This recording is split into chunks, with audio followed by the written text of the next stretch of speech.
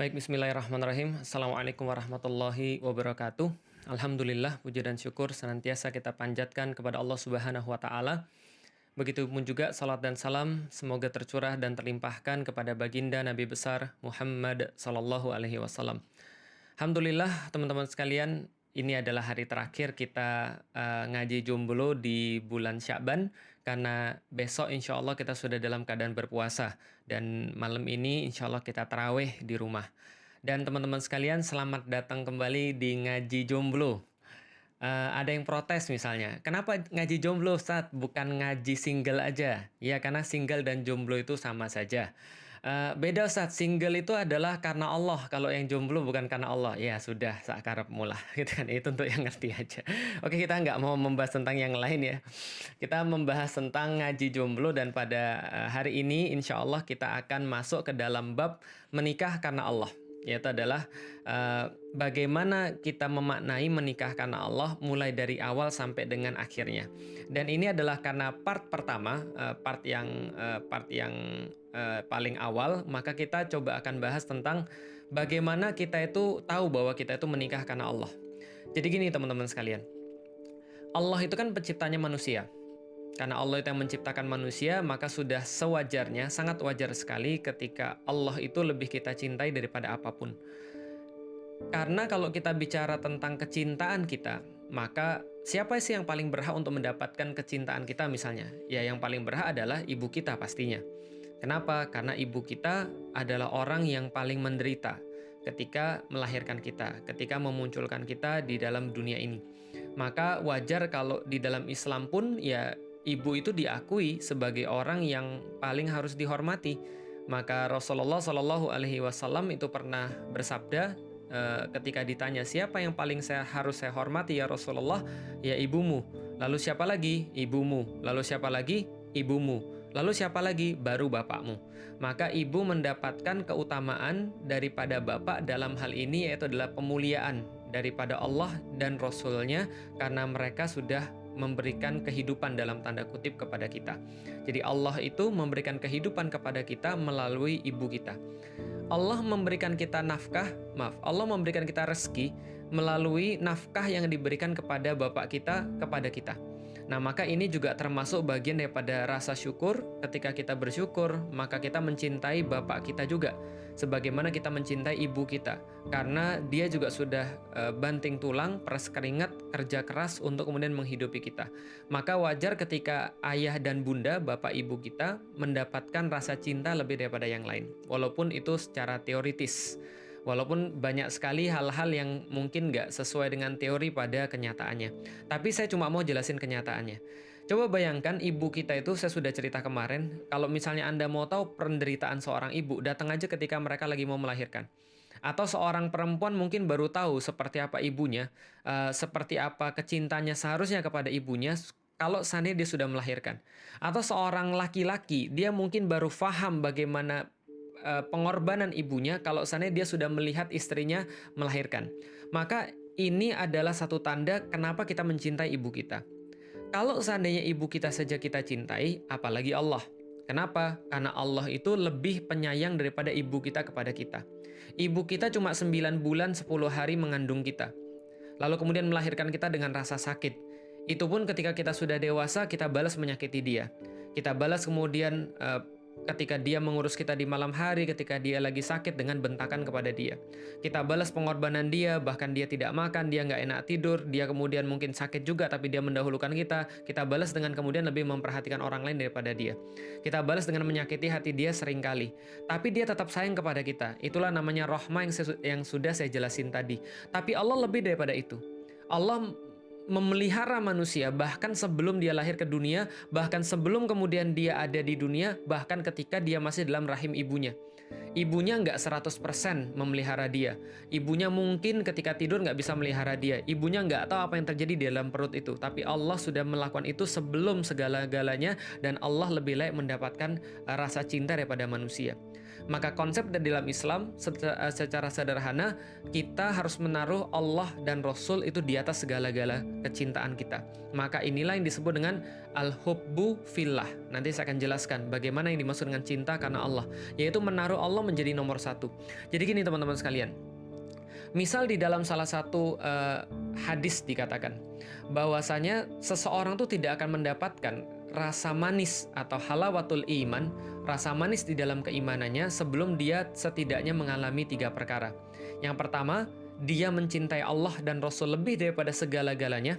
Dia mencintai Allah dan Rasul lebih daripada makhluk-makhluknya. Yang kedua adalah dia mencintai seseorang dan dia tidak mencintai seseorang itu kecuali karena Allah. Yang ketiga, dia tidak suka kembali kepada kekufuran setelah Allah tunjuki akan Islamnya itu, sebagaimana dia tidak suka dilemparkan ke dalam api neraka. Ini adalah salah satu contoh hadis yang menyatakan bahwa seorang manusia itu seyogyanya memang dia menaruh Allah dan Rasulnya lebih daripada segala-galanya. Kenapa? Simple, karena Allah yang menurunkan, yang memberikan rasa cinta itu kepada manusia, yang menurunkan kenikmatan, keberkahan dalam kehidupannya, dan membuat manusia itu bisa menjalani segala-galanya. Simpel banget. Kenapa Rasulnya? Karena Rasulnya itu dicintai oleh Allah. Kalau yang dicintai oleh Allah, masa sih nggak kita cintai? Lucu banget.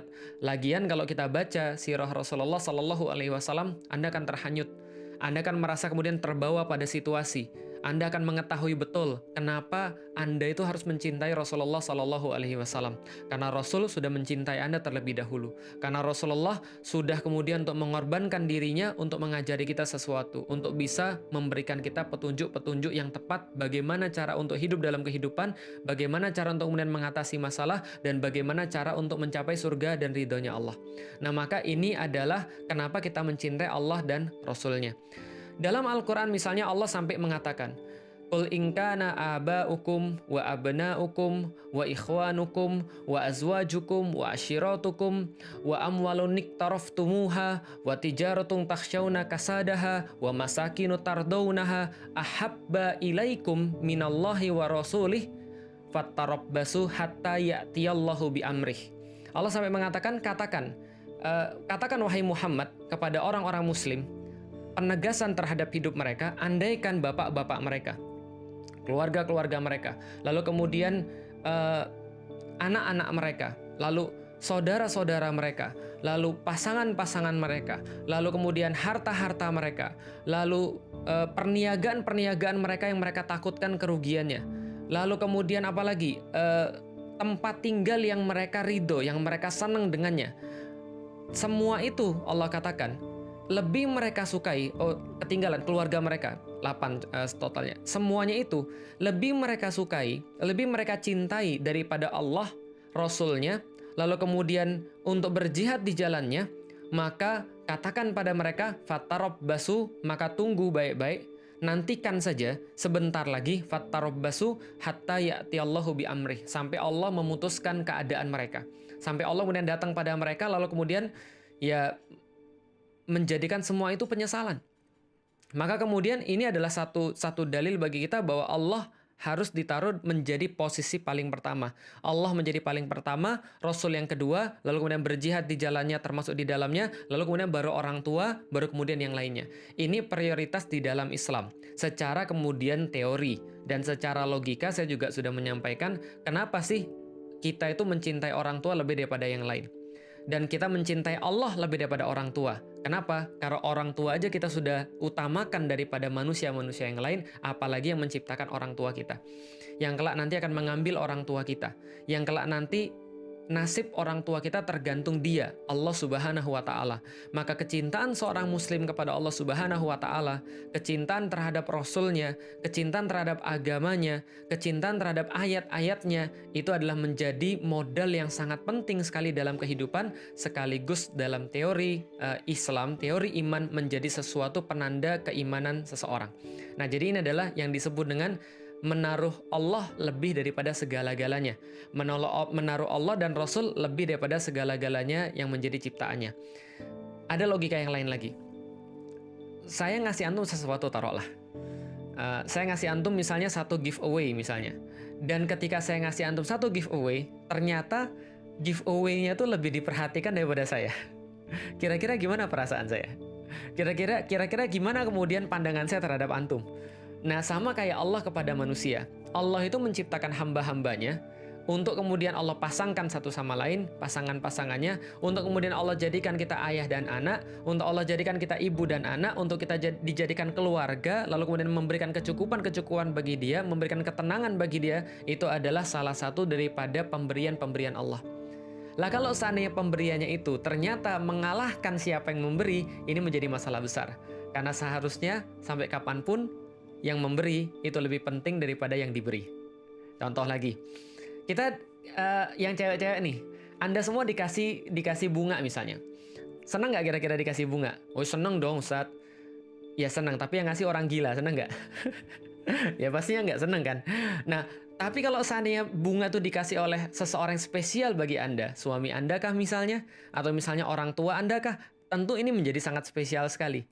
Jangankan orang tua atau misalnya suami, pacarnya aja ngasih dia coklat pada saat Valentine, itu coklatnya nggak dimakan-makan sampai jamuran gitu kan ya. Itu salah satu contoh bahwa pemberi itu lebih penting daripada apa yang diberi. Seorang pemberi yang kita utamakan, yang kita cintai, ketika dia memberikan kita daun pun akan kita pajang, akan kita utamakan. Saya pernah ada orang yang ngefans sama saya, nggak banyak sih, itu kayaknya dia juga mungkin kelainan gitu ya. Lalu kemudian ketika datang saya ngasih dia 50.000, antum pergi beli makan deh, kasihan banget antum datang sini belum makan. Dia bilang, Ustadz saya nggak mau beli makan, mau saya pajang. Saya bilang ngapain, antum mau jadi saya berhala gitu kan ya. Nggak, tapi maksud saya gini, pemberi itu selama-lamanya akan lebih penting daripada apa yang diberi. Dan kalau seandainya itu kita terapkan dalam kehidupan kita, maka coba hitung kehidupan kita, apa sih yang kita punya yang nggak diberikan oleh Allah Subhanahu wa Ta'ala? Apa sih yang kita rasakan yang tidak diizinkan oleh Allah Subhanahu wa Ta'ala? Apa sih yang kelak nanti akan terjadi pada kita, atau kelak yang Allah selamatkan daripada kita yang tidak Allah berikan? Apa sih kemudian yang kita harapkan nanti setelah mati kalau itu semua bukan kepunyaan Allah Subhanahu wa Ta'ala? Maka wajar rasanya kalau kita mengatakan bahwa kecintaan kita terhadap Allah Subhanahu wa Ta'ala harusnya melebihi apapun, melebihi makhluknya, melebihi dunia dan segala macamnya. Ini adalah sesuatu yang sangat wajar sekali saya pikir. Nah, ini adalah modal kita untuk membahas tentang menikah karena Allah, atau ketika kita melakukan satu aktivitas karena Allah. Karena dalam hadis yang lain dikatakan, termasuk bagian daripada keimanan kepada Allah atau kebahagiaan kepada Allah adalah ketika kita mencintai seseorang karena Allah, membenci karena Allah, memberi karena Allah, menerima karena Allah, dan menikah karena Allah.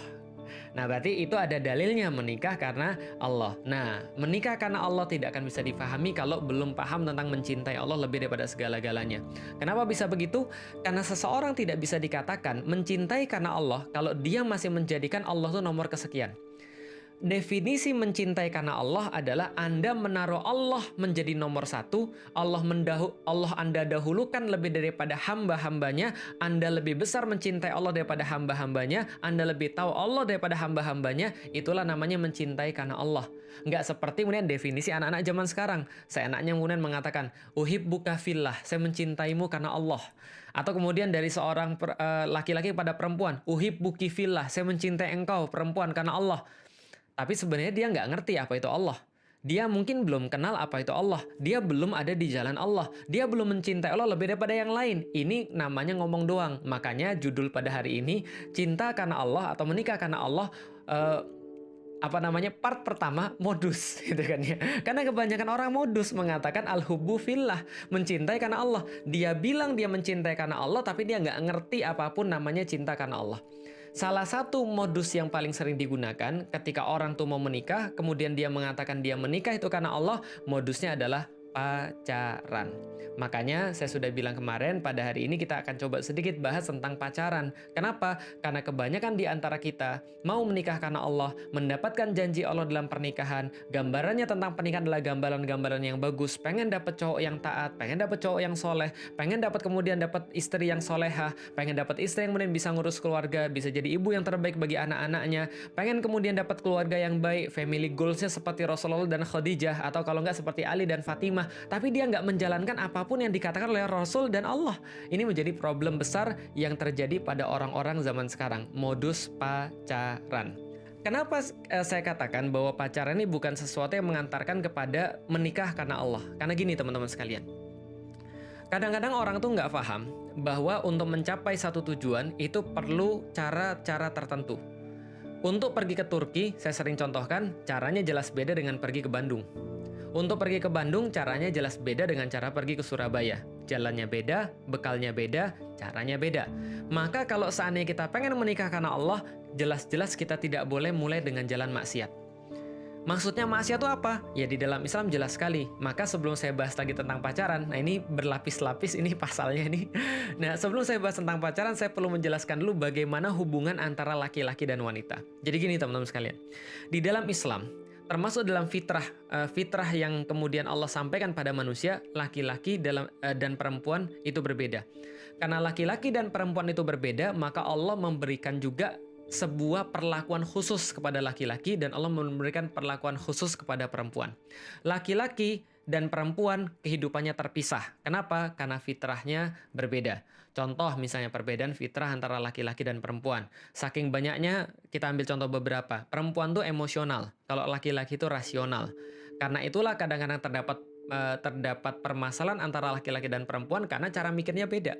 Laki-laki itu rasional banget dan perempuan tuh emosional banget. Misal, kalau laki-laki pergi ke pasar nggak akan pernah nawar. Kalau perempuan pergi ke pasar itu pasti nawarnya gila-gilaan, kadang-kadang Afgan gitu kan ya, sadis. Ini harganya berapa ayamnya Pak? 25.000. Mana ada ayam 25.000? 50.000. Kalau cewek itu pasti ditawar. 15.000 boleh nggak? Hah, 15.000? Ya nggak dapet lah. Ya tapi mereka senang aja. Mereka sudah tahu bakal nggak dapet, tapi mereka senang aja.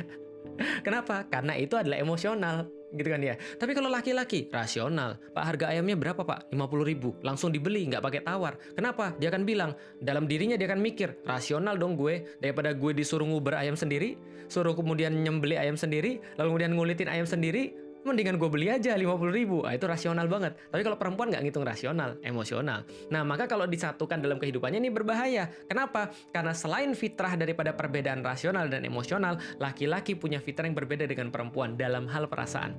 Dan kalau ini diikuti bisa bahaya. Maka Allah memisahkan antara laki-laki dan perempuan kehidupannya. Rasul katakan, tidaklah berkholwat kalian dengan seseorang perempuan yang bukan mahramnya, kecuali syaitan pasti menemani orang-orang itu jadi yang ketiganya. Jadi makanya jangan dekat-dekat orang yang berkholwat. Nah, termasuk kholwat yang paling ngeri adalah pacaran. Karena bukan kholwat lagi. Antum bayangkan ya, ada dua orang perempuan dan laki-laki nih, mepet-mepetan nih. Berkholwat berdua, itu aja udah nggak boleh. Apalagi kemudian mereka nggak hanya berdua-duaan, tapi melakukan aktivitas-aktivitas yang lain. Emang ngapain Ustadz? Pacaran kan nggak seperti yang Ustadz pikir. Ustadz jangan mesum dong. Jangan mengeneralisasi Ustadz. Pokoknya nggak semua pacaran tuh akan berakhir dengan hamil. Iya, memang betul. Nggak semua pacaran berakhir dengan yang namanya hamil. Nggak semua pacaran berakhir dengan namanya ya kecelakaan. Tapi kebanyakan kecelakaan tuh awalnya pacaran. Karena itu jalannya. Kan sudah saya bilang ada jalan tertentu untuk aktivitas-aktivitas tertentu. Dan ada aktivitas tertentu yaitu adalah awalnya pacaran. Nggak gitu Ustadz, saya nggak gitu kok. Oke, kalau gitu emang orang pacaran ngapain sih? Coba sekarang kita tanya sekarang ngapain orang pacaran? Masa orang pacaran main catur kan nggak mungkin. Enggak Ustadz, saya nggak gitu juga. Terus ngapain? Ya saya paling cuma pegangan tangan. Nggak percaya saya nggak kalau cuma pegangan tangan. Lah kenapa? Karena gini, saya juga laki-laki teman-teman sekalian. Dan semua laki-laki yang normal itu tahu bahwa laki-laki itu nggak akan pernah cukup cuma sampai pada pegangan tangan. Lah kalau laki-laki semuanya cukup pada pegangan tangan, nggak akan terjadi hal-hal yang tidak diinginkan. Ya udah Ustadz, saya ngaku Ustadz, pegangan tangan. Tapi kan cuma itu aja Ustadz. Nggak mungkin. Lah kenapa? Kalau seandainya pacarannya baru 3 pekan, pegangan tangan doang, saya tahu, paham, bisa jadi. Tapi kalau misalnya pacarannya sudah 3 tahun, cuma pegangan tangan doang, mubazir dong. Nggak, maksudnya gini, laki-laki semua sama. Pasti kemudian ketika laki-laki dikasih, ya ibaratnya gini deh, kucing dikasih ikan asin, ya pasti akan dimakan. Lah kalau misalnya kucingnya nggak mau makan ikan asin, ya berarti ada sesuatu yang salah pada kucingnya gitu loh maksudnya. Berarti kalau Anda sekarang masih punya pacar, udah putusin aja. Lah kenapa? Kalau misalnya pacar Anda sampai sekarang masih cuma pegangan tangan doang padahal sudah 3 tahunan pacaran, berarti dia bukan orang normal. Lah kalau Anda belum sampai posisi itu, segera. Kenapa? Baca buku Udah Putusin Aja, saya nulisin semua di sana, lalu kemudian bagaimana cara lepas daripada pacaran, dan bahaya banget karena ada orang-orang yang ngeri banget memanfaatkan ini. Silakan baca di sana, saya nggak mau jelasin 2 kali di sini. Lalu kemudian ada yang mikir, kalau nanti diputusin Ustaz, nanti kan itu kan memutus tali silaturahim. Antum itu ya, pas antum pacaran tuh nggak mikir ini syariatnya gimana, tapi pas mau putusin lalu kemudian mikir syariat silaturahim gitu kan ya. Mana ada silaturahim dalam maksiat gitu kan ya. Dan awalnya Anda pacaran pun itu sudah melanggar syariat. Lah kalau Anda awalnya melanggar syariat, pas mau mutusin kemudian bilang bahwa ini melanggar silaturahim, lalu kemudian syariat mana yang sebenarnya Anda taati gitu, maksudnya ya udah putusin aja. Orang ini adalah hubungan yang salah dari awal. Nah makanya mau ini kita lakukan. Lalu kalau gitu terus gimana kita nyari jodoh? Ini seperti beli kucing dalam karung dong? Oh enggak. Nah makanya saya mau jelaskan bahwa di awal-awal sudah saya sampaikan, pacaran itu bukan cara yang tepat untuk mendapatkan orang yang kelak nanti akan menjadi pasangan kita untuk menuju pada pernikahan yang kita bayangkan, yang kita sudah bahas dalam 6 episode yang sudah lalu. Nah kalau gitu gimana? Menikah karena Allah, kita perlu orang yang taat pada Allah. Kenapa? Karena yang namanya menikah karena Allah, cinta karena Allah, artinya menaruh Allah lebih daripada yang lain. Mencintai Allah lebih daripada yang lain, lebih dulu, lebih banyak, lebih besar, lebih kemudian tahu, dan lebih segala-galanya. Baru dia bisa mengatakan, saya mencintai engkau karena Allah.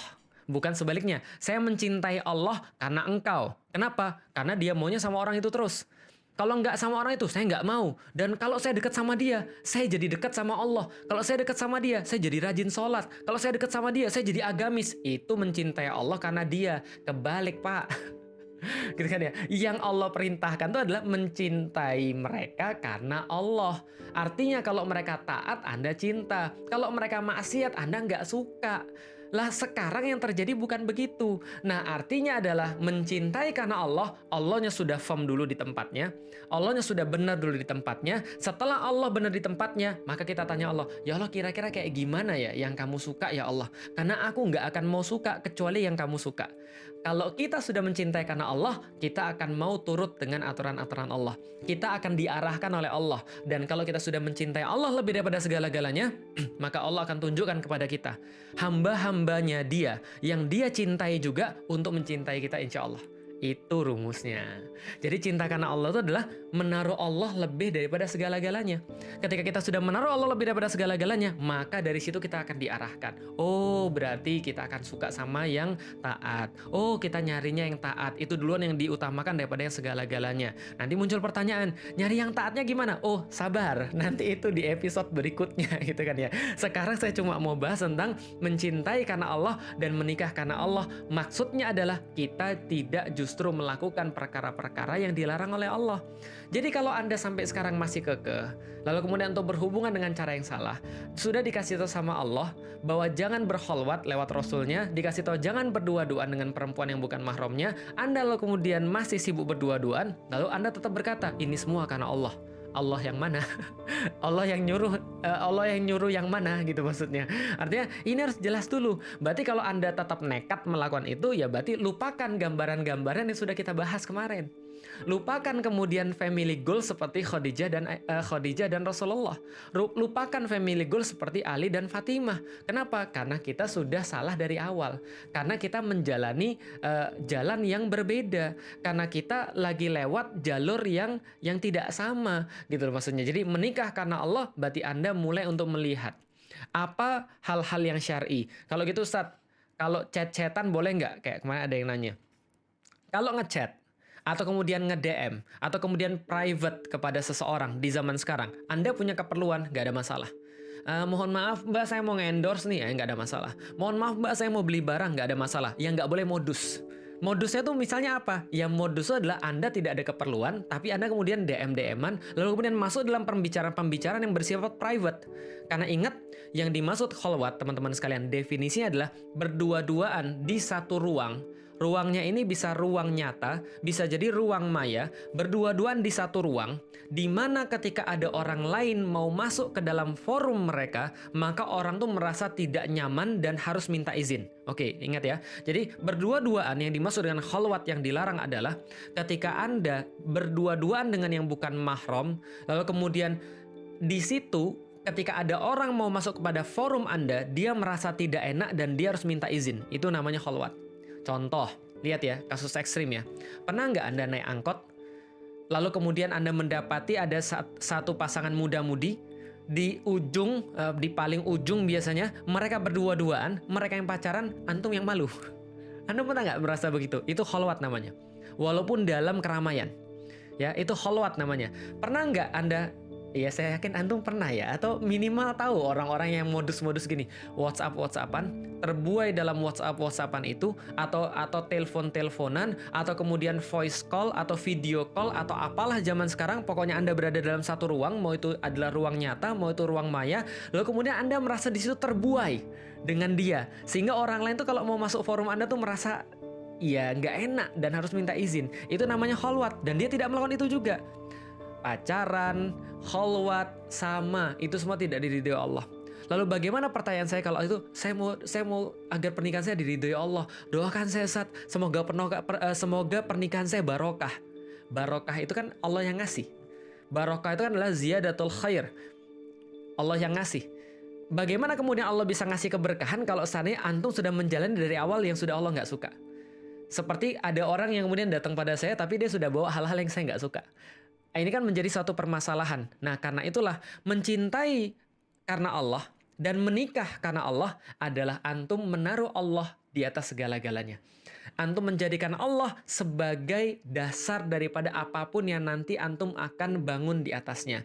Maka part pertama namanya modus. Jadi jauhi modus-modus, itu sudah termasuk menikah karena Allah. Jadi mulai dari kemarin saya sudah bilang hijrah, mengkaji Islam, ikut kajian tersistematis, lalu kemudian cari guru yang baik, pelajari Islam secara komprehensif. Berikutnya adalah jauhi cara-cara yang buruk dalam kemudian mencari jodoh, termasuk pacaran. Yang sudah ada sekarang, putusin sekarang juga. Serius, nanti kemudian gimana, kita udah mau nikah, putusin aja dulu, nanti baru ngobrol lagi. Kenapa? Karena itu sudah maksiat, dan kita nggak bisa memulai sesuatu dari maksiat, teman-teman sekalian. Kalau kita mau buat kopi yang enak, kita pastikan dulu cangkirnya harus bersih. Gimana kita bisa buat kopi tapi cangkirnya sudah nggak bersih? Sudah kemudian bismillah. Kalau memang kita sudah tahu bahwa sesuatu yang Allah ridhoi nggak akan kita mulai dengan sesuatu yang maksiat, taat pasti bahagia, maksiat pasti sengsara, itu adalah tagline-nya Yuk Ngaji, maka bagaimana caranya kita bisa mencampur adukkan ridho Allah dengan sesuatu yang kita mulai dengan cara yang salah? Putusin dulu, belajar dulu masing-masing. Kalau memang jodoh, kalau memang nanti ada yang nanya lagi, jodoh tuh kayak apa? Nanti kita bahas. Nanti masih banyak pembahasan ke depan. Ya asal jangan bosan aja.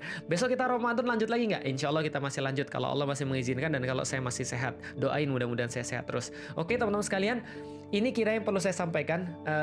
Summary silahkan, saya lihat banyak sekali teman-teman yang sudah kreatif untuk membuat catatan-catatan ketika kita melakukan ngaji jomblo ini.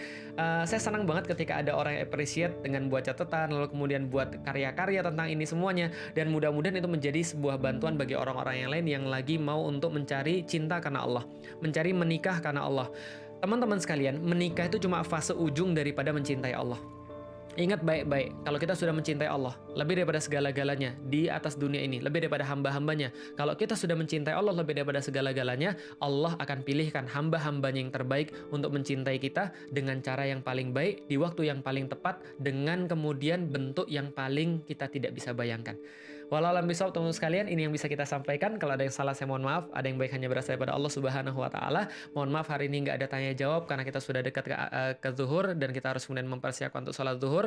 Teman-teman sekalian, insya Allah mudah-mudahan saya doakan teman-teman senantiasa diberkahi oleh Allah, masuk di bulan Ramadan, lalu keluar dalam keadaan keimanan dan bersyukur pada Allah Subhanahu wa taala. Dalam kondisi begini tidak menghalangi kita untuk taat pada Allah, dan kalau teman-teman mau satu bahasan tentang bagaimana kemudian kita Ramadan di tahun ini di masa pandemi atau di masa wabah corona ini, teman-teman bisa buka di Instagram saya, di IGTV saya ada kemudian Ramadan di tengah corona. Saya nggak upload ke YouTube karena bentuknya vertikal. Teman-teman silakan nonton aja di sana. Di situ ada saya berikan satu insight menarik kenapa Allah berikan kita kondisi seperti ini dan menjelang Ramadan, dan bagaimana menikmati Ramadan dalam kondisi-kondisi seperti ini. Oke, teman-teman sekalian, kita ketemu lagi di waktu yang lain. Mudah-mudahan Allah merahmati. Assalamualaikum warahmatullahi wabarakatuh.